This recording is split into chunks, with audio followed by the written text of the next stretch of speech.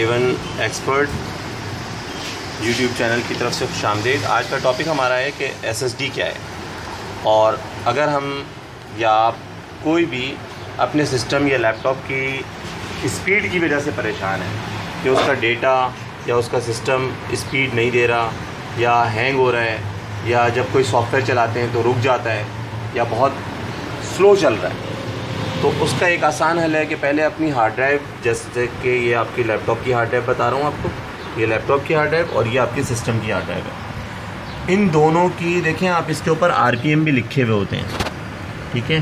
तो वो स्पीड बताता है कि वो स्पीड क्या है इस हार्ड ड्राइव की। इनको पहले चेक कर लें सॉफ्टवेयर के ज़रिए। हार्ड डिस्क सेंटिनल का एक सॉफ्टवेयर आता है, किसी वक्त आपको ये भी बताएंगे कि उससे कैसे चेक करते हैं कि बैड सेक्टर तो नहीं है आपकी हार्ड ड्राइव में और उसकी वजह से स्पीड स्लो हो रही हो। अगर बिलफर्ज आपकी हार्ड ड्राइव में बैड सेक्टर है तो आप उसको चेंज कर लें। ज़्यादा बेहतर ये है, बजाय इसके कि वो सॉफ्टवेयर से रिमूव करें या कोई और काम करें, उससे बेहतर ये है कि आप उसको हार्ड ड्राइव को चेंज कर लें ताकि आपके सिस्टम की स्पीड दोबारा बहाल हो सके। दूसरा एक अहम जो चीज़ है हमारे पास दूसरी, वो ये है कि आप अपने सिस्टम की स्पीड को बढ़ाने के लिए SSD लगाएं। SSD क्या है? SSD है आपकी सॉलिड स्टेट ड्राइव, ख़ास किस्म की हार्ड ड्राइव है जिसमें कोई डिस्क या कोई रीडिंग की कोई ऐसी चीज़ नहीं होती जिसकी वजह से आपकी हार्ड ड्राइव की स्पीड कम हो, बल्कि उसमें ख़ास किस्म की एक चिप लगी हुई होती हैं। आप स्पीड बढ़ाने के लिए एक अहम काम तो ये कर सकते हैं कि आप रैम बढ़ा लें, लेकिन रैम बढ़ाने के बाद भी बहुत से सिस्टम की स्पीड नहीं बढ़ती, तो उसका सबसे आसान और अच्छा तरीक़ा ये है कि आप SSD लगाएं।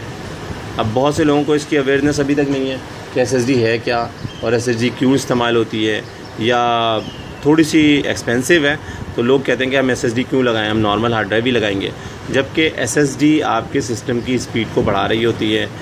जब ऑपरेटिंग सिस्टम की स्पीड बढ़ती है, यानी जब आप विंडो करते हैं या कोई और सॉफ्टवेयर, या जब डेटा ट्रांसफ़र करते हैं, जब भी आपके सिस्टम की स्पीड अच्छी आपको महसूस होती है। जैसा आपको एक मिसाल देता हूँ, 2.0 USB है और एक 3.0 USB है, एक 3.2 USB है। यकीनी 3.2 जो USB है उसकी स्पीड ज़्यादा होती है, यानी ट्रांसफ़र रेट ज़्यादा होता है। ऐसे ही नॉर्मल हार्ड ड्राइव की निस्बत SSD की ट्रांसफ़र रेट और स्पीड ज़्यादा होती है। वो क्यों होती है ये अभी बताता हूँ मैं आपको। ये हमने नॉर्मल हार्ड ड्राइव उसका ऑपरेशन किया और इसके अंदर से ये चीज़ें हमने खोल लिया इसको। इसका इंटरनल व्यू आप ये देखिएगा।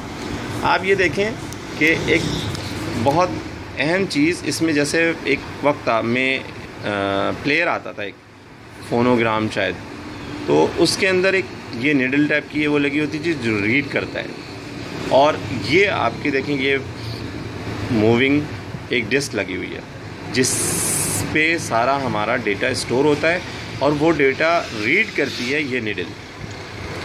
तो इसको रीड करने में जितना टाइम लगेगा वो इसकी जो रोटेशन है, ये जो आपकी डिस्क घूम रही है, इसकी रोटेशन की स्पीड पे ये डेटा की ट्रांसफ़र रेट, डेटा की स्पीड, ऑपरेटिंग सिस्टम की स्पीड ये डिपेंड करती है हार्ड ड्राइव के अंदर। यानी नॉर्मल लैपटॉप की हार्ड ड्राइव हो या सिस्टम की हार्ड ड्राइव हो, तो उसकी स्पीड जो डिपेंड करती है वो इस पर करती है, जिसे हम कहते हैं रोटेशन पर मिनट, यानी RPM।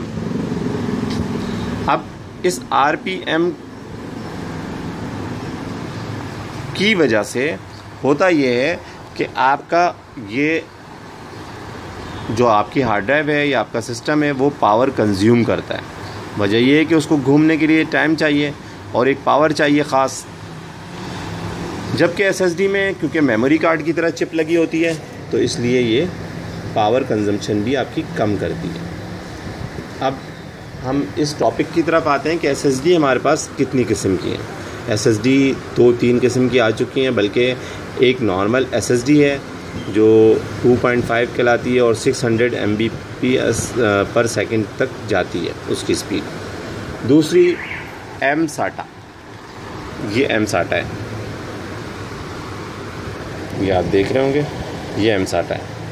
अब M-SATA के लिए ये ख़ास तौर पर एक केस बनाया गया है जो जिसमें आप नॉर्मल सिस्टम में लैपटॉप में अपनी हार्ड ड्राइव यानी ये है, ये आपका एम साटा का कार्ड है जो आप जस्ट लाइक मेमोरी कार्ड है, देखिएगा रैम की तरह। इसको लगाते हैं हम सिस्टम में और उससे स्पीड बूस्ट होती है। लेकिन M2 के आने के बाद M1 की जो वो है वैल्यू कम हो गई और उसकी डिमांड कम हो गई। उसके बाद M साटा के बाद आती है M2 और M2 के बाद एक और स्पीड वाली जो हमारे पास चिप आई वो कहलाती है NVMe, जिसकी स्पीड ज़्यादा होती है लेकिन वो हर एक की रेंज में नहीं है क्योंकि उसकी प्राइस ज़्यादा है। तो हम नॉर्मल रेंज में SSD बहुत आसानी के साथ लगा सकते हैं। अब आप अपने बजट को देखेंगे पहले, सबसे पहले कि आपका बजट क्या है। अगर आपका बजट इतना है कि आप 1 TB या 512 SSD लगा लें अपने सिस्टम में, बहुत अच्छी बात है, स्पीड बहुत अच्छी हो जाएगी। उसी में ऑपरेटिंग सिस्टम करें, उसी में आप अपने तमाम सॉफ्टवेयर्स करें, या अगर आप गेम खेलते हैं तो गेम भी उसी में करें सारे। लेकिन अगर आपका बजट कम है तो फिर उसका भी आपको तरीका बताते हैं। उसका तरीका ये है कि आप अपने सिस्टम में SSD लगाएं, और वो भी SSD कौन सी लगाएंगे आप, 120 GB या 240 GB। ये देखें, ये WD की भी 240 GB आती है, ये है आपकी 240 GB। तो आपने क्या करना है कि SSD लगानी है। अब क्योंकि आपको डेटा की भी ज़रूरत होगी तो डेटा के लिए आप ये करेंगे कि डेटा स्टोरेज के लिए आप एक हार्ड ड्राइव अलग से लगा लेंगे, और ऑपरेटिंग सिस्टम जो भी करेंगे या ख़ास तौर पर कोई सॉफ्टवेयर आपने करना है जिसमें आपको स्पीड चाहिए तो वो आप ऑपरेटिंग सिस्टम वाली यानी SSD में ही करेंगे, और जितना डेटा स्टोर करेंगे वो आप नॉर्मल हार्ड ड्राइव में करेंगे, ताकि आपका एक बहुत लो बजट में आपका एक सिस्टम स्पीड भी हो जाएगी और आपके जो डेटा स्टोरेज है वो भी मिल जाएगा। तो ये दोनों काम आपके हो जाएंगे इंशाल्लाह। अब आइए अब आपको ये भी बताते हैं कि अपने सिस्टम की स्पीड को कैसे बढ़ाना है और हार्ड ड्राइव को कैसे रिप्लेस करना है आपने। जी, तो सबसे पहले तो मैंने एक लैपटॉप खोल लिया है। इसमें ये देखें, ये आपकी नॉर्मल हार्ड ड्राइव है। इस पर भी पहले आपको दिखाते हैं। देखिए, ये नॉर्मल आपकी हार्ड ड्राइव है। इसमें पहले बताते हैं आपको कि स्पीड पहले इसमें क्या स्पीड आएगी और फिर दूसरे लैपटॉप में यानी क्या स्पीड आती है आपकी। स्पीड चेक करवाते हैं। इससे सबसे अहम बात इस वक्त कि अगर आपने अभी तक YouTube चैनल हमारा सब्सक्राइब नहीं किया या वीडियो को शेयर और लाइक नहीं किया, बेल आइकॉन पर ऑल पर प्रेस नहीं किया, तो ये ज़रूर कर लें ताकि आपको नेक्स्ट आने वाली तमाम वीडियोस आपको मिलती रहें हमारी। ये देखिए, अब हमने सिस्टम को ऑन कर दिया। अभी हम ये देखते हैं कि इसकी स्पीड क्या होती है। इसमें नॉर्मल हार्ड ड्राइव लगाई हुई है इस वक्त हमने, यानी HDD। अब उससे जो ऑपरेटिंग सिस्टम लोड हो रहा है उसमें आप टाइम देखिए। इसके बाद हम आपको दिखाएंगे कि SSD लगाने के बाद स्पीड में कितना फ़र्क आ जाता है। तो दोनों का डिफरेंस हम नोट करेंगे। अब ये देखते हैं कि किस तरह से कितनी देर लगती है इसमें लोड होने में विंडो को।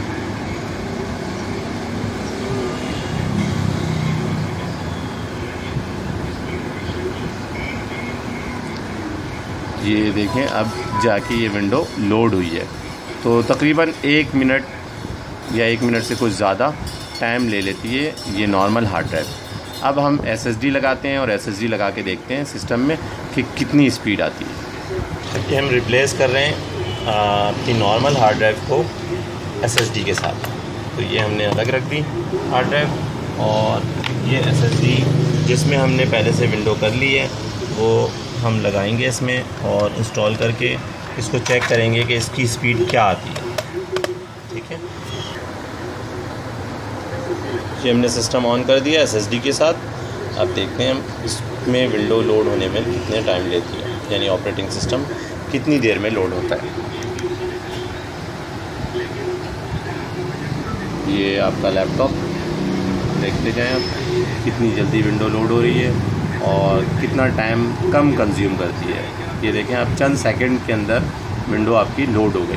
तो ये है SSD का फ़र्क इसलिए आप कोशिश ये करें कि तमाम जितने भी आपके सिस्टम हैं और ख़ास तौर पर जिनमें आप गेम खेलते हैं या कोई एम्ब्रॉयडरी का सॉफ्टवेयर चलाते हैं या आप कोई पर्टिकुलर कोई ग्राफिक का सॉफ्टवेयर चला रहे हैं या कोई इंजीनियरिंग का सॉफ्टवेयर है जैसे मैटलैब है या कोई आप ऑटोकैड, आर्चीकैड, इस किस्म का कोई सॉफ्टवेयर या E2 एम्ब्रॉयडरी के सॉफ्टवेयर हैं, E2, विलकॉम, E4 ये चलाते हैं, तो आप लाजमी अपने सिस्टम में अपने बजट के हिसाब से SSD ज़रूर लगाएं। और अगर आपका बजट कम है तो एक छोटी SSD लगाएं, उसके साथ कोई नॉर्मल हार्ड ड्राइव भी लगा लें ताकि आपके दोनों काम हो, स्टोरेज भी हो और आपके पास स्पीड भी अच्छा है। तो अब आपने देखा कि आपने कंपेयर करके देखा कि कितना फ़र्क आ जाता है SSD और नॉर्मल हार्ड ड्राइव के स्पीड में। ऑपरेटिंग सिस्टम में भी फ़र्क आता है, मेन आपके डेटा ट्रांसफ़र की स्पीड में भी आ जाता है फ़र्क, ठीक है, पावर कंजम्पशन में फ़र्क आता है। इसके अलावा आपके जो स्टोरेज है उसमें भी फ़र्क आ जाता है, ठीक है। तो अब आपने कोशिश ये करनी है कि SSD लगाएं अपने तमाम सिस्टम में और अपनी सिस्टम की स्पीड को बढ़ा लें। तो आप बहुत आसानी के साथ 2 हार्ड ड्राइव लगा सकते हैं। अगर आपका बजट नहीं है तो सिस्टम में आप बहुत इजीली 2 हार्ड ड्राइव एक साथ लगा सकते हैं। लेकिन लैपटॉप में एक मसला ये आता है कि जब हम 2 हार्ड ड्राइव लगाना चाहते हैं तो इसमें जगह एक की होती है, यानी आपने ये एक हार्ड ड्राइव लगा दी। अब इसके बाद मसला यहाँ आके रुकता है आपका कि आपने दूसरी हार्ड ड्राइव कहाँ लगाएं। या तो फिर इस हार्ड ड्राइव को निकाल के SSD लगा दी जाए, यानी रिप्लेस किया जाए इसको, या फिर एक काम ये किया जाए कि SSD लगा दें तो फिर ये हार्ड ड्राइव रह जाती है, यानी स्टोरेज का मसला आ जाता है। तो उसका एक आसान हल है हमारे पास कि लैपटॉप के लिए आप ये हार्ड ड्राइव केस आता है SSD के लिए और नॉर्मल हार्ड ड्राइव के लिए भी आता है ये। अगर एक्स्ट्रा हार्ड ड्राइव लगानी है जब भी आप इसको इस्तेमाल कर सकते हैं। तो नॉर्मल यानी कॉमन लैंग्वेज में लोग कहते हैं कि इसको हार्ड डिस्क कैडी। बहुत आसान तरीका है इसका।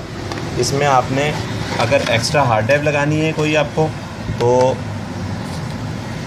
यूँ आपने एक हार्ड ड्राइव इसमें लगा दी और ये CD-ROM है आपका। यहाँ पर इस CD-ROM को यहाँ से आपने निकाल देना है। यहाँ से CD-ROM निकाल के आपने CD-ROM की जगह पर आपने इस हार्ड ड्राइव को यानी इस कैडी को लगाना है। और CD-ROM जब आप रिप्लेस कर देंगे तो अब आपके पास 2 हार्ड ड्राइव की जगह बन जाएगी। सेम इसी तरह आपने बिल्कुल SSD भी लगानी है इसके अंदर, यानी आपने हार्ड ड्राइव नॉर्मल इधर लगा दी तो SSD यहाँ लगा दी, यानी CD-ROM की जगह पर। ये देखें ये CD-ROM है इसका, ये CD-ROM की केस यहाँ से इसकी जगह पर हम फिर ये लगा देंगे और ये डबल हार्ड ड्राइव शो करेगा। या फिर SSD इसके अंदर लगा दें, ठीक। और ऑपरेटिंग सिस्टम हमेशा जब आप करेंगे तो SSD में करेंगे। इस तरह आप अपने लैपटॉप की स्पीड भी बढ़ा लेंगे और स्टोरेज की डिवाइस भी बढ़ा देंगे। बहुत बहुत शुक्रिया आपका वीडियो देखने का। अगर वीडियो पसंद आए तो लाइक और शेयर करना ना भूलें और ज़रूर चैनल को सब्सक्राइब करें। बेल आइकॉन पर जब क्लिक करें तो ऑल पर क्लिक करें ताकि आपको तमाम वीडियोस और इस तरह की अहम जो ट्रिक्स हैं ताकि इस जो आपके सिस्टम के लिए फ़ायदेमंद हैं वो आपको मिलती रहें फ़ौरन। ठीक। अस्सलामु अलैकुम वरहमतुल्लाहि वबरकातुहू।